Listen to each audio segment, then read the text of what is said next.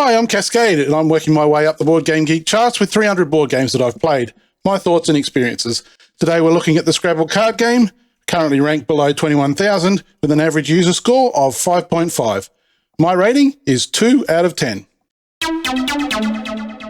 in the previous video I talked about Ono 99, a game which was a pretty mindless cash grab on the Uno name, and this is a pretty mindless cash grab on the Scrabble name. The difference mainly being that this game is actually playable. If quite bland and pointless, you could just play the original game.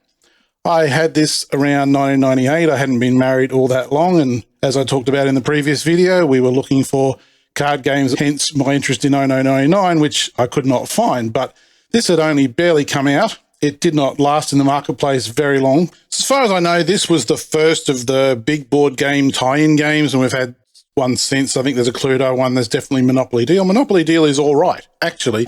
This is probably the first time I think I was properly lied to by the world of board game marketing. They fooled me, Jerry. It was marketed as a sort of a different way to play a classic game, but really it's not. Instead of 7-letter tiles, you've got 7-letter cards, and you lay them out the same rules, the same word rules apply, the same scoring rules apply. The only real difference is you have these point cards that you can sometimes have in your hand that you can play alongside other letters, but then you've got less letters in your hand when you do that. And then just like in regular Scrabble, you're going to play until the cards run out and keep track of your score. Every time you lay out a word, you've got to remove any other cards that aren't part of that word or words you made. You can make words by, joining up with existing words or making words parallel to other words like you could in Scrabble. So sometimes words will hang around for a little while, but it's basically adding this additional step in between each turn where you make your word, you score your word, and then you've got to kind of look around and clean up the cards that aren't part of your words. It's a lot of fussing around for what's supposed to be like a more portable version of Scrabble, when you could have just played on a Scrabble board and left those letters out there and built up a nice crossword puzzle as you went along. If you look for this game now, you will come across Scrabble Slam. It was known as Boggle Slam when I bought it.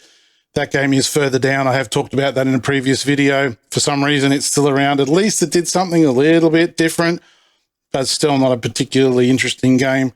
But this one is definitely gone. You will not find this anywhere, and with good reason.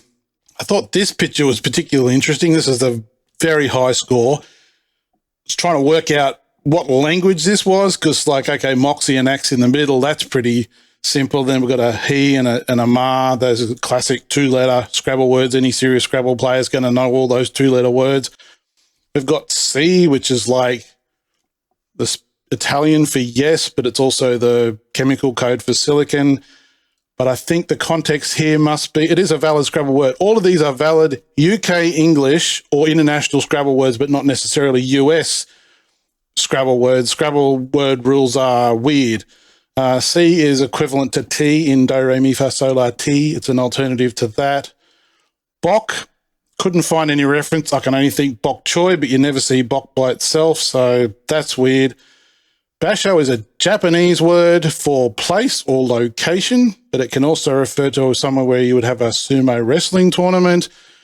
So maybe kind of like dojo, but with sumo wrestling, sort of. One of those words from Japanese that may be in the English language in some circles. And Jake was a kind of liquor bootleg stuff from the Prohibition era spiced with Jamaican ginger. So that's a thing. And Moxie. Moxie is also Penn Jillette's daughter from Penn and Teller fame. But this was an interesting little study in words that are allowed in Scrabble and words you've probably never heard of. Real true hardcore Scrabble fan doesn't care what the meaning of the word is. They only care that it's a valid word. And if you look at Scrabble tournaments, they just memorize big, long lists of big words. Who cares what they mean? They just memorize them, not even by alphabetical order, but by the letters they contain. So all of the 7-letter words that contain those letters. That's how you win an international Scrabble tournament.